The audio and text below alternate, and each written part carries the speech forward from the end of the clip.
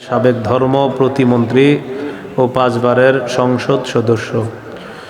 প্রধান আকর্ষণ হিসাবে গুরুত্বপূর্ণ আলোচনা করেছেন হজরত মাওলানা গাজী ইয়াকুব উসমানী দামাত বরকাতুহু মুহতামিম মার্কাজ আবু ইউসুফ রহমতুল্লাহ আলাইহি আল মাদানী ব্রাহ্মণবাড়িয়া। গুরুত্বপূর্ণ আলোচনা করেছেন শেখুল হাদিস আল্লামা মুফতি মোতালেব হোসেন সালেহি দামাত বরকাতুহু মুহাদ্দিস সোনাকান্দা দারুল হুদা কামিল মাদ্রাসা কুমিল্লা। হজরত মাওলানা হাফেজ শহীদুল্লাহ সাদি দামাত বরকাতুহু ইমাম ও খতিব নবীপুর পশ্চিম মধ্যপাড়া বাইতুল আমান জামে মসজিদ। আল্লাহ তাআলার দরবারে শুকরিয়া আদায় করছি, আল্লাহ আমাদেরকে এই মাহফিলে উপস্থিত হওয়ার তৌফিক দান করেছেন বলে আলহামদুলিল্লাহ।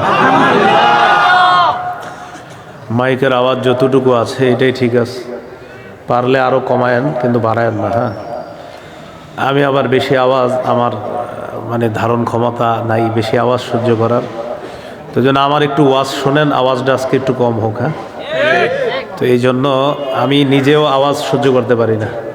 মাঝে মাঝে আমি চিন্তা করি মাহফিলের যখন আওয়াজ হয় ওই মাইকের নিচে আমারই অসহ্য লাগে, তাহলে আমার ওয়াজে অন্যদের কেমন লাগে আল্লাহ জানে।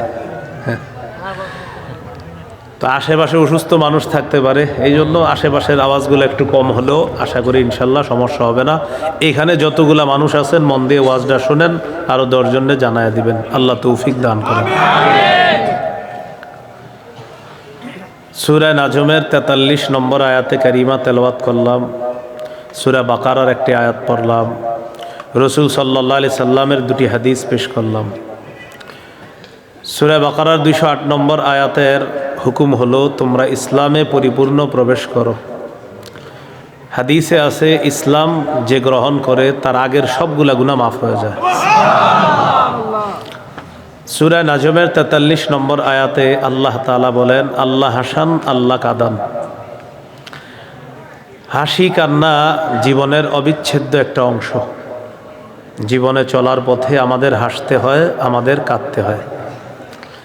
আমাদের জীবনে হাসির চেয়ে কান্নার মাত্রাটা যেন বেশি হয়, আল্লাহর জন্য যেন আমরা কাঁদতে পারি, আল্লাহ তৌফিক দান করেন। সহিহ বুখারীর বর্ণনা 1044 নম্বর হাদিস। এই হাদিসের মধ্যে আছে রাসূলুল্লাহ সাল্লাল্লাহু আলাইহি সাল্লাম বলেন, লাউ তা'লামুনা মা আ'লামু লাযহিকতুম কালীলান ওয়া লাবাকাইতুম কাসীরা। আমি যা জানি তোমরা যদি তা জানতে তাহলে তোমরা কম হাসতে, বেশি কান্না করতে। রাসূলুল্লাহ সাল্লাল্লাহু আলাইহি সাল্লাম বিভিন্ন সময় কান্না করেছেন, সাহাবায়ে কেরামও কান্না করেছেন। ইবনে মাজার হাদিস 4197 নম্বর হাদিস। এই হাদিসের মধ্যে আছে বারা ইবনে আযিব রাদিয়াল্লাহু তাআলা আনহুর বর্ণনা। তিনি বলেন, রাসূলুল্লাহ সাল্লাল্লাহু আলাইহি সাল্লামের সাথে আমরা একটা কবরের কাছে গেলাম। ফাজালাসা আলা শাফিরিল কবরি। নবীজি কবরের পাশে বসলেন। জাসা আলা রুকবাতাইহি, হাঁটু গেড়ে বসলেন। বসার পর ফাবাকা, কান্না শুরু করলেন, কাঁদতে কাঁদতে হাত্তা বাল্লাত সারা মিন দুমুইহি, সামনের মাটিগুলা নবীর চোখের পানিতে ভিজে গেছে। সহিহ বুখারীর বর্ণনা 2297 নম্বর হাদিস। একটা কান্না আছে বুকাউর রহমা, দয়ার কান্না, মায়ার কান্না। আয়েশা সিদ্দিকা রাদিয়াল্লাহু তাআলা আনহার বর্ণনা। তিনি বলেন, লাম আকিল আবাওয়াইয়া কত্তু ইল্লা ওয়া হুমা ইয়াদিনানিদ-দীনা ওয়া লাম ইয়ামুররু আলাইনা ইয়াওমুন ইল্লা ইয়াতিনা ফীহি রাসূলুল্লাহি সাল্লাল্লাহু আলাইহি ওয়াসাল্লাম তারাফাইন নাহারি বুকরাতাও ওয়া আশিয়া। আমার বুঝজ্ঞান হওয়ার পর আমার বাবা মাকে আমি ধর্ম পালন করতে পেয়েছি, আর আমি বুঝজ্ঞান হওয়ার পর দেখেছি দিনের 2 বেলা সকাল সন্ধ্যা এমন কোনো দিন নাই নবী আমাদের বাসায় আসেন নাই। প্রতিদিন সকালে সন্ধ্যায় 2 বার আমাদের বাসায় আসতেন। فلما ابتلي المسلمون خرج أبو بكر مهاجرا قبل الحبشة মুসলমানরা যখন পরীক্ষার সম্মুখীন হয় সাহাবায়ে কেরাম হাবশার দিকে হিজরত করা শুরু করলেন। আবু বকর সিদ্দিক রাদিয়াল্লাহু তাআলা আন হাবশার দিকে হিজরত করলেন। লাকিয়াহু ইবনু দাগিনা ওয়া হুয়া সাইয়্যিদুল কারা। একটা এলাকা আছে নাম কারা, ওই এলাকার এক নেতা নাম ইবনু দাগিনা আবু বকর সিদ্দিকের সাথে সাক্ষাৎ করলেন। সাক্ষাৎ করার পর আবু বকর সিদ্দিক রাদিয়াল্লাহু তাআলা আনহুকে বললেন, আইনা তুরিদু আনতা ইয়া আবা বকরিন। আবু বকর, আপনি কোথায় রওনা করলেন? আবু বকর সিদ্দিক রাদিয়াল্লাহু তাআলা আন জবাব দিলেন, আখরাজানি কওমি ফাউরিদু আন আসিহা ফিল আরদি ফাআবুদা রাব্বি। আমার জাতি আমাকে বের করে দিয়েছে, আমি দেশে দেশে ঘুরবো আর রবের ইবাদত করব। আপাতত হাবশার দিকে রওনা করছে।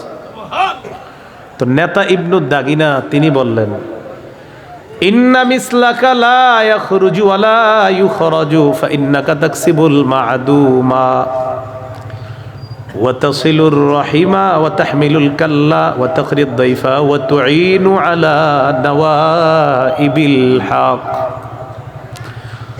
আবু বকর, আপনার মতো ভদ্র মানুষ, আপনার মতো সজ্জন মানুষ, এই মানুষকে বের করা দেওয়া যেতে পারে না, এই মানুষ বের হতে পারে না।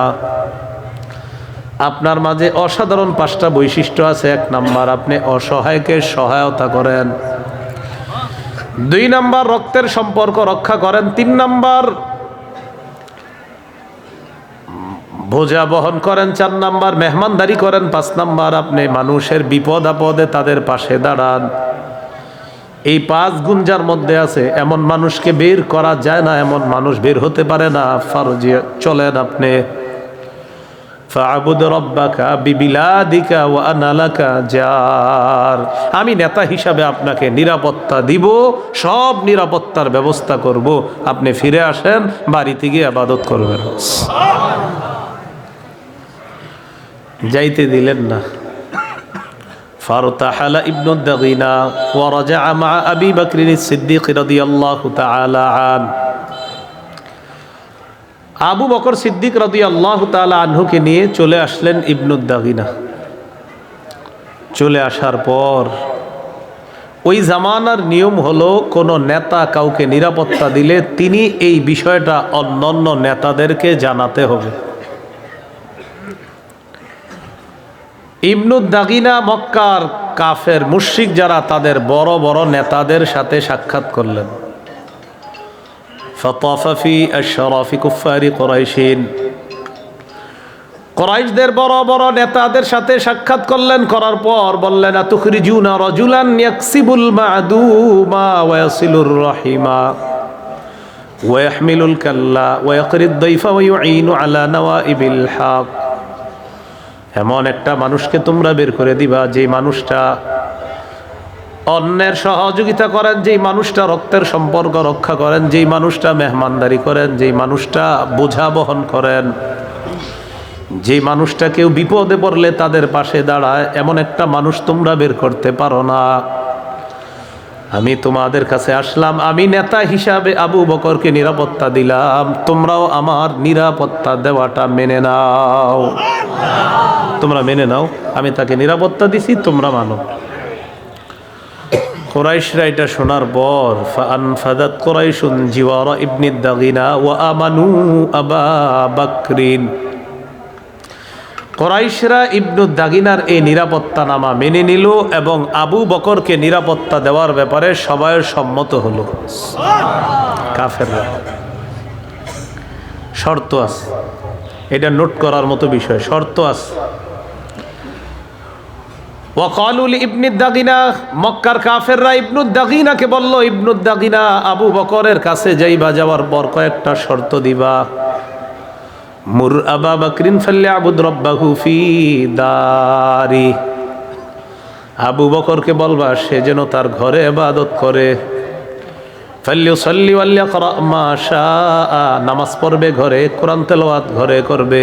ওয়ালা ইস্তালিন বিসসালাতি ওয়াল কিরাআ, প্রকাশ্যে নামাজও পড়বে না, প্রকাশ্যে কোরআন তেলাওয়াতও করবে না। এটা বলে দিবা। কয় সমস্যা কি? ইবনুদ দাগিনা জবাব দেয়, ইন্না খাশিনা আইয়াফতিনা নিসাআনা ওয়া আবনাআনা।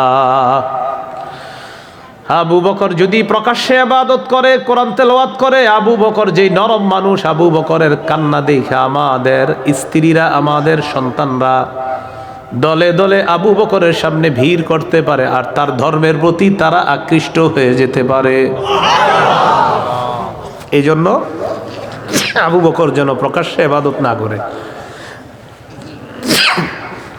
ইবনু দাগিনাস আসার পর তাদেরকে জানায়া দিল, আবু বকর আপনি ঘরে ইবাদত করবেন, কোরআন তেলাওয়াত ঘরে করবেন, নামাজ ঘরে করবেন, বাহিরে আপনি কোরআন তেলাওয়াত করবেন না, বাহিরে নামাজ পড়বেন না, বাহিরে ইবাদত করবেন না। মাঝখানে সংক্ষিপ্ত একটু বলে ফেলি, এই যে দূরে মাইকটা আওয়াজ হইতেছে না, এই আওয়াজটা না আমার একটু কষ্ট হয়। বাকি না, আপনার আওয়াজ বন্ধ করতে হবে না, যেহেতু মাইকের সিস্টেম এমন হয়ে গেছে, এখন সব মাহফিলে এই সিস্টেমে মাইক হয়। আমি যখন কোথাও আসবো, আমার দুইটা মাইক পিছন থেকে সামনে দিয়েন আল্লাহর রাস্তে, ওই টাইমে সামনের মাইকগুলো বন্ধ রাখেন, তাহলে দেখবেন পুরো আলোচনাটা ইনশাল্লাহ আপনাদেরকে ক্লাসের মতো খাওয়া যাবে। কিন্তু এটার কারণে আমার সমস্যা হয়, এই যে দূরের থেকে যেটা আসে, পিছন থেকে সামনে যাক, দেখবেন কারি সাহেবরা কেরাত পরে এইভাবে, কেন? ওর আওয়াজটা যেন ও পায়। কিন্তু সামনে আমার কি মনে হইতেছে জানেন, আরিফ বিন হাবিব ওই এলাকায় ওয়াজ করতেছে, আসলে তো আমি এখানে, এরকম। তো যাই হোক, এটা সমস্যা নেই, এটা প্রত্যেকটা মাহফিলে এই সিস্টেম করে। কিন্তু না, এখন নতুন করে কিছু করবেন না, কিন্তু সুন্দর হবে দেখবেন, এইভাবে পিছন থেকে করবেন। ওলামা হজরতদেরকে আমি বলি, এইভাবে একদিন ওয়াজ করে দেখেন, 4-5টা মাইকই যথেষ্ট হয়ে যাবে, এরকম 50-60টা লাগান লাগবে না। খালি দেখবেন একদিন বয়ান করে ডাক্তাররা বলবে, হ্যাঁ তার সিস্টেমটা সঠিক, আমার সিস্টেম যেটা, ডাক্তাররা বলবে। কিন্তু এটা যেটা, এটা ডাক্তার বিরোধিতা করবে এই সিস্টেমের। আল্লাহ আমাদেরকে বুঝার তৌফিক দান করে। মাইকের আওয়াজগুলা নিয়ন্ত্রিত করা দরকার। মাহফিলের আওয়াজগুলা যখন নিয়ন্ত্রিত হবে, তখন মঞ্চে আর এই প্যান্ডেলের নিচে যারা থাকবে তারা বয়ানগুলা বুঝবে। বিশেষ করে বড় বড় মাহফিলগুলাতে দেখবেন 50-60টা মাইক লাগায়, আর মনে হয় কি জানেন, কি জানে কিয়ামত শুরু হয়ে গেছে। অনেক মানুষের কষ্ট হয়, সত্যি বলছি, প্রচুর কষ্ট হয় মানুষের। দোয়া আছে আপনাদের কাছে, আমি এই অনিয়ন্ত্রিত ময়দানে কয়দিন থাকবো আমি জানি না, নিয়ন্ত্রণ না করতে পারলে হয়তো আমি আমার নিয়মই থাকবো, কিন্তু অনিয়ন্ত্রিত ময়দানে আমার পক্ষে সম্ভব হবে না, কারণ মানুষ কষ্ট হবে আমার মাহফিলে, এই মাহফিল আমি করবো না ইনশাআল্লাহ। খুব নিয়মের দিকে আগাইতেছি ইনশাআল্লাহ। সর্বোচ্চ 1-1.5 বছরের মধ্যে আমি নিয়মে আসবো, নিয়মে আসবে তো আমাকে পাবে, আমার নিয়মে আসবে না জিন্দিগি ভরেও কেউ পাবে না। কিন্তু নিয়ম, মানুষের কষ্ট হবে এমন মাহফিল হবে না, এটা আমার প্রথম শর্ত থাকবে। মাহফিলের শর্তই হবে মানুষ কিছু আসবে, মহিলা প্যান্ডেল যদি হয় সেখানে ছোট্ট 2টা মাইক দিবেন, তারা বয়ান শুনবে, তো এলাকাবাসীর কষ্ট দেওয়া যাবে না। এখন আপনারা বলবেন হুজুর এটা কোনো কথা, তো আমি তো বলি না আমার আনতেন, আমার কথা মানবেন আনবেন না, আনবেন না, খালাস, সহজ বিষয়। কিন্তু আমার মাহফিলের কারণে জাতির কষ্ট হবে না, আমি আল্লাহর কাছে এই জবাব দিতে পারবো না। আপনারা হয়তো পারবেন, এই জন্য সাহস আছে, আমি পারবো না। আল্লাহ আমাদেরকে বুঝার তৌফিক দান করেন। তো বলছিলাম, আবু বকর সিদ্দিক রাদিয়াল্লাহু তাআলা আনহুকে বললেন, আপনি বাহিরে ইবাদত করবেন না, বাহিরে ইবাদত করলে আমাদের স্ত্রী, আমাদের সন্তানরা ফিতনায় পড়বে, তাদের আশঙ্কা আছে যে আপনার ধর্মের প্রতি আকৃষ্ট হয়ে যাবে। আবু বকরকে গিয়ে বিষয়টা জানায়া দিল ইবনুদ দাগিনা। জানায়া দেওয়ার পর ইবনুদ দাগিনা বিষয়টা মেনে নিল। তফিক আবু বকরিন ইয়াবুদু রাব্বাহু ফি দারিহি, আবু বকর ঘরে ইবাদত করা শুরু করলেন। প্রকাশ্যে নামাজও পড়ে না, প্রকাশ্যে কোরআন তেলাওয়াতও করে না, উনি আস্তে ধীরে গোপনে গোপনে ঘরে ইবাদত করে। এখন আওয়াজটা ঠিক আছে, দেখবেন বয়ানটা আপনারা ইনশাল্লাহ পুরাটা অনেকটা মুখস্থর মতো হয়ে যাবে, একটু মন দিয়ে শোনেন। তো উনি ইবাদত বন্দিগি করে, নামাজ পড়ে। একদিন ওনার মনে হলো আর কত চুপে চুপে, এবার প্রকাশ্যে ইবাদত করা দরকার। ফাবতানা মসজিদান বিফিনাই দারি। আবু বকর সিদ্দিক তার বাড়ির সামনে ছোট্ট একটা মসজিদ বানাইলেন। বাড়ির আঙিনায় মসজিদ বানানোর পর ফাবারাজা ফাকানা ইউসাল্লি, আবু বকর প্রকাশ্যে নামাজ পড়া শুরু করলেন, ইবাদত করা শুরু করলেন প্রকাশ্যে। কাফেররা যে আশঙ্কা করছে ফায়াতাকাসসাফু আলাইহি নিসাউল মুশরিকিনা ওয়া আবনাউহুম, কাফেরদের স্ত্রী, কাফেরদের সন্তান, তাদের নারী পুরুষ যারা আছে সবাই দলে দলে আবু বকরকে দেখার জন্য ভিড় জমায়। ওই যে আশঙ্কা করছে সেটাই হলো।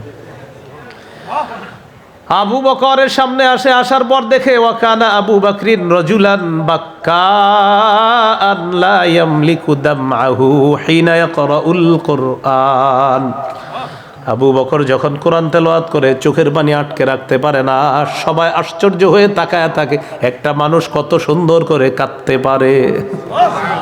আশ্চর্য হয়ে যায় যে এই মানুষ এত কান্না করে কিভাবে। ইয়াজাবুনা ওয়া ইয়ানজুরুনা ইলাই, সবাই আশ্চর্য হয় আর তার দিকে তাকায় থাকে। আল্লাহু আকবার, কিভাবে কান্না! তার কান্নাটা ইসলামের দিকে মানুষকে আকৃষ্ট করত। এই কান্না আমার আপনাকে আল্লাহ দান করেন। তো আবু বকর সিদ্দিক রাদিয়াল্লাহু তাআলা প্রকাশ্যে ইবাদত করে। ফাআরসালু ইলা ইবনি দাগিনা, কাফেরদের কানে গিয়েছে তাদের সন্তানরা, তাদের স্ত্রীরা, তাদের কন্যারা আবু বকর সিদ্দিকের তেলাওয়াত শোনার জন্য ভিড় জমায়। ইবনু দাগিনা কাছে সংবাদ পাঠাইলো, ইবনু দাগিনা তুমি তাড়াতাড়ি আসো, তোমার সাথে আমাদের কথা। আপনারা একটু আকল খাটাইলে বুঝবেন ইবনু দাগিনাকে কেন ডাকলো কাফেররা। হ্যাঁ, ওর জায়গা দিছে কি ইবনু দাগিনা, এই জন্য ডাকছে, কথা আছে। মাশাআল্লাহ, আল্লাহ আপনার বাঁচায় রাখুন। তো ডাকছে, ডাকার পর ইবনু দাগিনাকে কাফেররা ডেকে বলতেছে, ইবনু দাগিনা তুমি শর্ত সহকারে আবু বকরকে আশ্রয় দিয়েছিলা, কিন্তু আবু বকর শর্ত মানতেছে না, এখন তো কিছু করার নাই। এখন একটা বিষয় আপনারা খুব নোট করতে পারেন, সেটা হলো ওই যুগে নিয়ম ছিল কেউ কাউকে নিরাপত্তা দেওয়ার পর তিনি যদি নিরাপত্তা উঠিয়ে নিতেন, এটা একটা খারাপ বিষয় ছিল। ছি ছি, একটা মানুষকে তুমি নিরাপত্তা দিলা, এই নিরাপত্তাটা তুমি উঠিয়ে নিলা, এটাকে খারাপ চোখে দেখা হতো। তো একজন নেতা মানুষ নিরাপত্তা দিছে, তাকে ডাকছে কাফেররা। ডাকার পর বলতেছে আমরা যে আশঙ্কা করেছিলাম সেটাই হলো।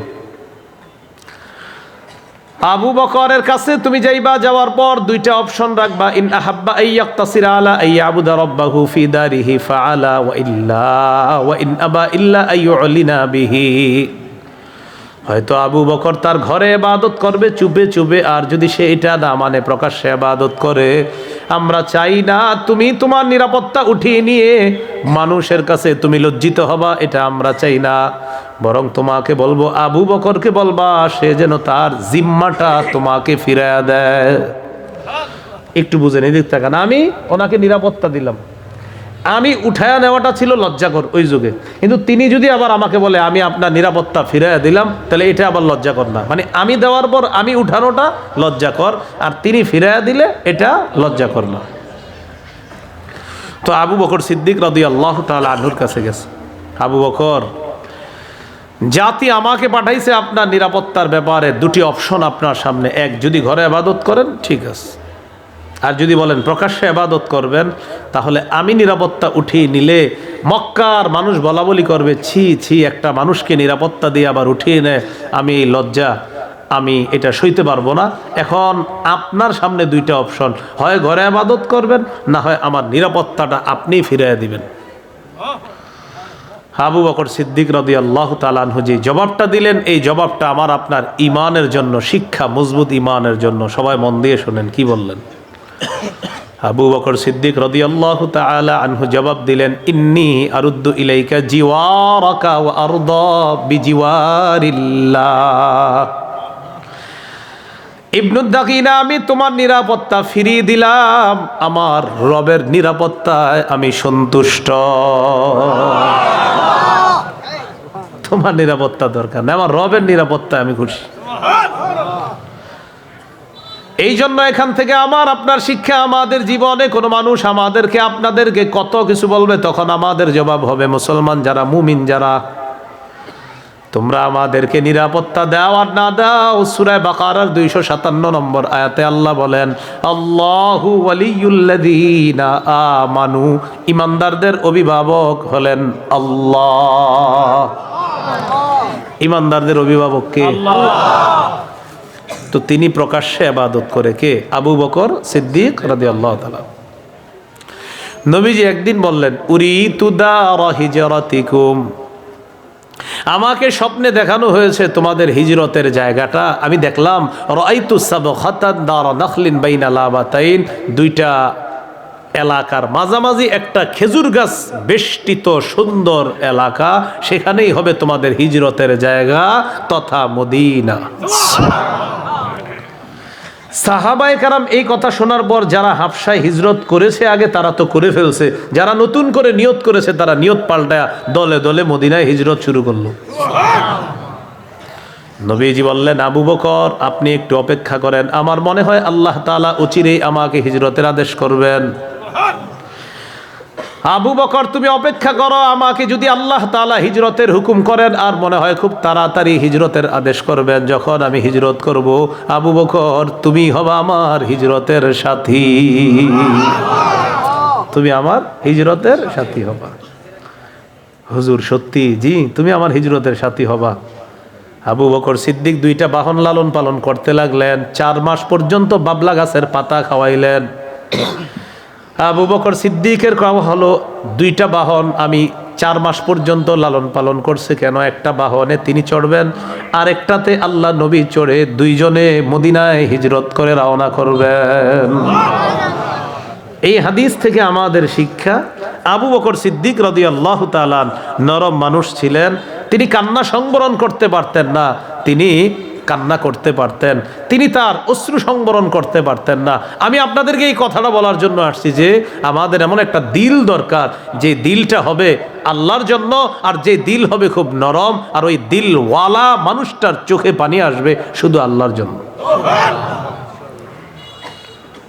কারণ এখন আমাদের কান্না হারায়া যাচ্ছে, দিন দিন দিন দিন কি হয়ে যেতেছে, প্রদর্শনের যুগে এখন আর কান্না মুখ দিয়ে চোখ দিয়ে আসতে চায় না। কেন আসবে না? আগের দিনের বুজুর্গরা ওয়াজ করতো, এই আপনার 2-3টা লাইট জ্বলতো, আর হুজুরে বৈশা বৈশা বয়ান করতো, পাবলিক বৈশা বৈশা কানতেছে, অথচ সুর সার কিচ্ছু ছিল না। এখন প্রদর্শনের যুগ, চারিদিকে যেই পরিমাণ আমারে তাক করে রয়েছে দেখেন, আমার কান্না যদি আসেও ওইটা ভিতরে চলে যাবে, না বাহিরে যেই ঝামেলা, আমি যাবো না, চলে যাবে। বুঝেন না? সিএনজি পাম্পে সিএনজি নিতে নামবেন তো আসবে 10 জন ছবি তুলতে। ছবি তোলার ব্যাপারে যেদিন ওয়াজ করছি সেদিন সবচেয়ে বেশি ছবি উঠেছে। একদিন ছবি নিয়ে একটা বয়ান করছি যে ছবি অপ্রয়োজনীয় তোলা, সেদিনে আমার জীবনে সবচেয়ে বেশি ছবি উঠাইছে। বাঁকা কইরা, সোজা কইরা, মিষ্টি চামিচ, মিষ্টি একটা এটারে এইভাবে দেয়, ওইভাবে দেয়, অমনে দেয়, বাস হুজুর দোয়া হিসাবে একটা ছবি রে, কি হিসাবে? দোয়া কইতাছে আর কি, দোয়া হিসাবে একটা ছবি রেখে দিই। তো কান্নাটা আইব কিভাবে আপনার? এটা তো শেষ হয়ে গেছে। আল্লাহ আমাদেরকে বুঝার তৌফিক দান করে। এইগুলো বুকাউর রহমা, দয়ার কান্না। 2 নাম্বার বুকাউল খাউফ, ভয়ের কান্না। ভাই এটা একটু মন দিয়ে শোনেন। 2 নাম্বার আলোচনা আজকে আমাদের কিসের কান্না? ভয়। হাদিসের কিতাব নাসাই, এই কিতাবের 3108 নম্বর হাদিস। عن أبي هريرة رضي الله تعالى عن النبي صلى الله عليه وسلم قال لا يلج النار رجل بكى من خشية الله حتى يعود اللبن في الضرع। উলান থেকে দুধ বের হওয়ার পর এই দুধ উলানে ফিরে যেমন যাবে না, কোনো মানুষ যদি আল্লাহর জন্য কান্না করে সে জাহান্নামে প্রবেশ করবে না। উলান থেকে দুধ বের করছে, এই দুধ উলানে আর ফিরে যাবে না। যেমন নবীজি বলেন, কেউ আল্লাহর জন্য কান্না করেছে আল্লাহর ভয়ে, সে জাহান্নামে প্রবেশ করবে না। তিরমিজির হাদিস, 2406 নম্বর হাদিস। হাদিসের বর্ণনাকারী উকবা ইবনে আমের রাদিয়াল্লাহু তাআলা। যারা চাকরিজীবী, ব্যবসায়ী, দোকানদার আছেন, মন দিয়ে শোনেন, হাদিসটি সবার জন্য গুরুত্বপূর্ণ শিক্ষা। عن عقبة بن عامر رضي الله تعالى عنه قال قلت يا رسول الله من نجات নবীকে আমি বললাম, ইয়া রাসূলুল্লাহ, মুক্তির উপায় কি আপনার কাছে জানতে চাই। আল্লাহ নবী বললেন, মুক্তির উপায় হলো তিনটি। বলেন, মুক্তির উপায় কয়টি? এক নম্বর, আমসিকা আলাইকা লিসানাক, তুমি তোমার জবান সংযত রাখবা, জিহ্বা সংযত রাখবা, এটা হেফাজত করতে হবে। তিরমিজির হাদিস 2616 নম্বর হাদিস, ক্বালা রাসূলুল্লাহ সাল্লাল্লাহু আলাইহি ওয়াসাল্লাম, হাল ইয়াকুব্বুন নাসা ফিন-নারি আলা ওয়ুজুহিহিম আও আলা মানাখিরিহিম ইল্লা হাসাইদু আলসিনাতিহিম। নবীজি বলেন, কিয়ামতের ময়দানে বেশিরভাগ মানুষের মাথাটা নিচের দিকে দিয়ে, পাগুলা উপরের দিকে দিয়ে ধাক্কাইতে ধাক্কাইতে জাহান্নামে নিক্ষেপ করবে শুধু জিহ্বার গুনাহ। ভাই বলেন না, কিসের গুনাহ? এই হাদিস আলহামদুলিল্লাহ আগেও বুঝে আসছে। হুজুর 3 মাস আগে এটা আরো বেশি বুঝে আসছে আমার, গত 2-3 মাস আগে। এক কথায় 16 বছর শেষ। জিহ্বার কি পাওয়ার! না, এটা হাসির ছলে দিবেন না, এটা গুরুত্ব সহকারে নেন যে এক কথায় সাজানো সোনালী সংসার সব শেষ। তো দুনিয়াতে যদি জিহ্বা মানুষকে এত বিপদে ফেলায়, কিয়ামতের মাঠে কি হবে? প্রতিদিন মনে হয় টেনশন করে যে আমি কেন বললাম এটা। এই জন্য এটা খুব সতর্ক, এটা আপনারে কঠিন বিপদে ফেলাইবে। মেরাজের রাতে নবীজি কিছু বিপদগ্রস্ত মানুষকে দেখছিল, জিজ্ঞাসা করছে, জিবরিল এরা কারা? জবাব দিলেন, হুজুর এরা তারা যারা মুখ দিয়ে কিছু কথা বলার পর সেটা আর ফিরিয়ে নিতে পারে না, এটা তারা। বইলা ফেলছেন, আর কি করবেন? জিহ্বা আপনাকে কঠিন বিপদে ফেলাবে। এই জন্য রাসূলুল্লাহ সাল্লাল্লাহু আলাইহি সাল্লাম বলেন, মাইয়াজমান লি মা বাইনা লাহইহি ওয়া মা বাইনা রিজলাইহি আজমান লাহুল জান্নাহ। কোন ব্যক্তি যদি দুটি অঙ্গের নিরাপত্তা দিয়ে দেয়, 1 নাম্বার জিহ্বা, 2 নাম্বার লজ্জাস্থান, এই দুইটি অঙ্গ দিয়ে সে গুনাহ করে নাই, এই নিরাপত্তা যদি আমাকে দিয়ে দেয়, আজমান লাহুল জান্নাহ, আমি তাকে জান্নাতে নেওয়ার জিম্মাদার হয়ে যাব। আমি জান্নাতে নেওয়ার জিম্মাদার হয়ে যাব। আল্লাহ আমাদেরকে এই জিহ্বা নামক অঙ্গটা গুনাহ থেকে যেন হেফাজত করতে পারে, আল্লাহ তৌফিক। ক্বালা রাসূলুল্লাহ সাল্লাল্লাহু আলাইহি ওয়াসাল্লাম, আল মুসলিমু মান সালিমাল মুসলিমুনা মিন লিসানিহি ওয়া ইয়াদিহি। আমি একজন মুসলিম দাবি করছি, তিনি একজন মুসলিম, আমার জবানের আর হাতের কষ্ট দেওয়া থেকে তিনি যদি নিরাপদ থাকে, নবী বলেন, আমি তোমাকে খাঁটি মুসলিম বলে ঘোষণা করলাম। বলেন আমার সাথে, আমরা কোন মুসলমানকে জবান দিয়ে, হাত দিয়ে, কর্ম দিয়ে, কথা দিয়ে কষ্ট দিব না, ইনশাআল্লাহ। তাহলে আজকে থেকে আমরা কথা দিয়েও কষ্ট দিব না, কর্ম দিয়েও কাউকে কষ্ট দিব না। এই হলো 1 নাম্বার মুক্তির উপায়, জিহ্বা সংযত করো। 2 নাম্বারটা শুনেন, ওয়ালিয়াসাকা বাইতুকা, তোমার ঘর যেন তোমার জন্য প্রশস্ত হয়ে যায়। দোকানদারি করার পর 6টা বাজে আপনার বাসায় যাওয়ার কথা, অথবা 8টা বাজে আপনার বাড়িতে যাওয়ার কথা, রাত 11টা 12টা বাজে এখনো আপনি বাড়িতে যান না। স্ত্রী ফোন দেয়, কি ব্যাপার, আপনার তো 8:30টার মধ্যে ঘরে থাকার কথা, এখনো কেন আসেন না? কয় বন্ধুদের সাথে আছে। নবীজি বলেন, না না, তোমার কর্ম নাই, বাসায় যাও, বাসা থেকে বের হও, কর্মে যাও। কর্মে আসো, ঠিক আছে, কর্ম নাই, বাসায় যাও। আড্ডাবাজিতে যাওয়া যাবে। ওয়ালিয়াসাকা বাইতুক, তোমার ঘর তোমার জন্য যেন প্রশস্ত হয়। ঘরে থাকো, ঘরে থাকো, কাজ আছে বাইরে যাও, কাজ নাই ঘরে যাও। অন্য জায়গায় আড্ডাবাজি করা যাবে না। কেন? মাদক দ্রব্যে জড়িয়ে যাবে, টাস জুয়া ইত্যাদির মধ্যে হাজার হাজার টাকা শেষ করে ফেল। এই জন্য 2 নাম্বার মুক্তির উপায়, ঘরে থাকো। আপনি যখন পরিবারের সামনে থাকবেন, আপনার আব্বা আম্মা স্ত্রী সন্তানদের সামনে আছেন, আপনি ইবলিস আপনারে গুনাহ করাইতে চাইলেও গুনাহ করতে পারবেন না তখন। কারণ আপনি এমন মানুষদের সাথে আছেন যাদের সামনে আপনি গুনাহ করতে চাইলেও পারবেন না। তাই নবী বলেন, মুক্তির 2য় উপায়, ঘরে থাকো। ঘর যেন তোমার জন্য প্রশস্ত হয়, ঘরে যেন তোমার জায়গা হয়। বাহিরে গিয়ে সিগারেট আর মোবাইলে অন্য কারোর সাথে কথা বলো না।